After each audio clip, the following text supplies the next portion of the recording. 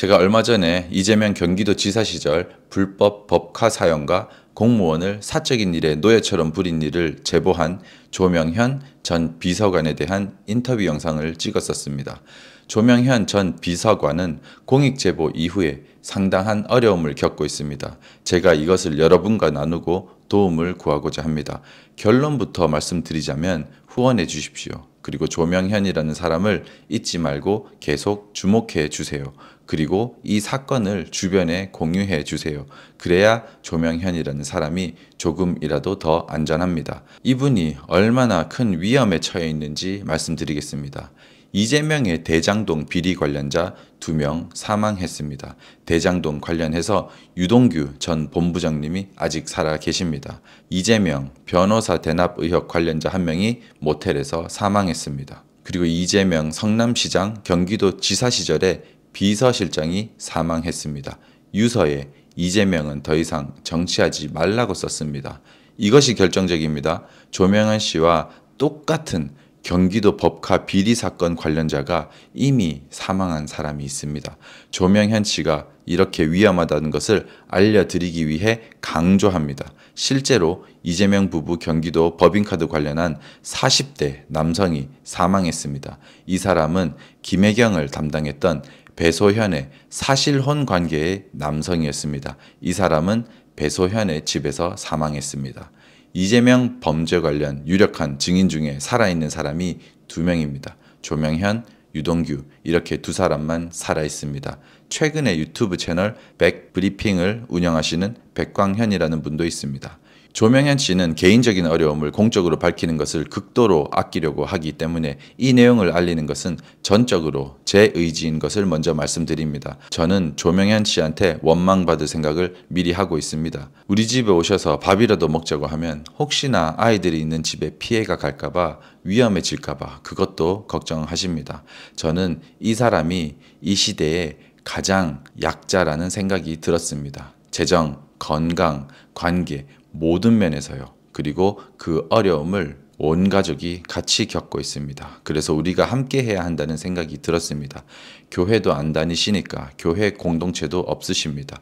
얼마나 더 어려우시겠습니까? 나이도 많습니다. 저보다 2살이 많으시더라고요. 78년생이고 48살입니다. 아내분은 45살입니다.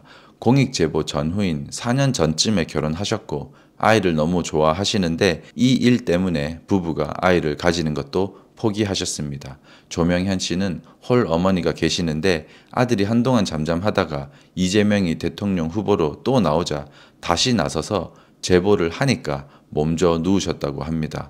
저도 윤석열 대통령님 파면당하시던 날 대구 어머니가 바로 전화 오셔가지고 이재명 이야기 하지 말라고 하셨습니다. 그놈이 얼마나 나쁘고 잔인한 놈인 줄 아냐며 저 유튜브 하지 말라고 하셨습니다. 조명현 씨는 나라가 살면 본인은 괜찮다고 합니다. 그러나 교회는 하나님을 믿는 우리는 이 한 사람이 절대적으로 소중하고 귀하다는 것을 알지 않습니까? 사랑을 보내주세요. 재정을 후원해주세요. 목돈도 보내주세요. 가능하신 분들은 매월 날짜를 지정하시고 정기적으로 자동이체 해주세요. 채용을 해주세요. 이재명은 불법을 저질렀습니다. 조명현 씨는 불법을 신고한 의인입니다. 분명한 증거를 제시하고 있기 때문에 더욱 위험합니다. 이재명에게 확실한 타격을 주는 사람이기 때문에 더욱 위험합니다. 이재명이 범죄자고 조명현이 의인입니다. 그런데 그 범죄자는 우리나라 최고 권력자입니다. 조명현 씨는 공익제보 이후로 3년 이상 직장도 못 구하고 있습니다. 신변을 보호하기 위해서 이재명의 연고가 최대한 없는 곳으로 이사를 갔습니다. 실제로 이재명 주변에 사망한 비서관은 조명현 씨가 잘 알던 분이었다고 합니다. 조명현 씨는 실제로 생명의 위협을 받는 상황에 있습니다. 운전을 할 때도 습관적으로 주변을 살피면서 운전을 하신다고 합니다. 더욱이 확실한 증거를 가지고 있으니 이재명에게 더욱 위협이 됩니다. 정상적인 직장을 구할 수가 없고 소개를 받아도 공익제보 이슈 때문에 매번 거절을 당했다고 합니다. 최근에는 야간 택배 일을 하다가 오른쪽 팔에 인대를 다쳐서 그 일도 못하고 있습니다. 수술이 필요하지만 비용 때문에 하지 못하고 있습니다. 극심한 스트레스 때문에 간이 상해서 음식도 제대로 못 먹습니다. 아내분도 스트레스 때문에 시력이 극심하게 안 좋아지셨습니다. 저와 개인적인 대화를 하면 가족들에게 미안함 때문에 주체할 수 없는 눈물을 흘리십니다. 이분을 안전하게 지켜주십시오. 예수님의 사랑을 보내주십시오. 예수님께서 주신 재물을 이 시대의 가장 약한 이웃에게 보내주십시오.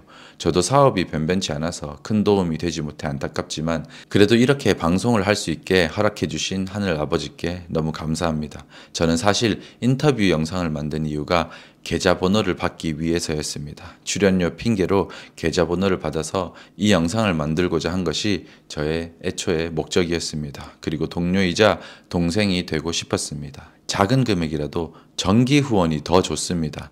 날짜를 정하셔서 매월 자동 이체를 해주세요.